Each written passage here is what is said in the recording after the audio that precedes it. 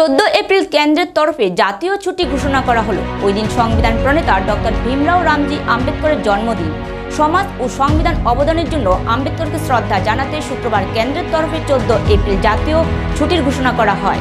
কেন্দ্রীয় সংস্কৃতি মন্ত্রী Gajendra Singh Shekhawat social media platform X এ ঘোষণা করেছেন।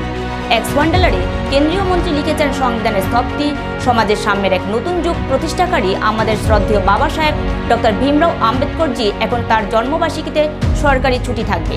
গজেন্দ্র সিং শেখাওয়াতের দাবি, বি.আর. আম্বেদকরের জন্মদিনে জাতীয় ছুটি পালন করে প্রধানমন্ত্রী মোদী প্রত্যেক ভারতবাসীর অনুভূতিকে সম্মান জানিয়েছেন।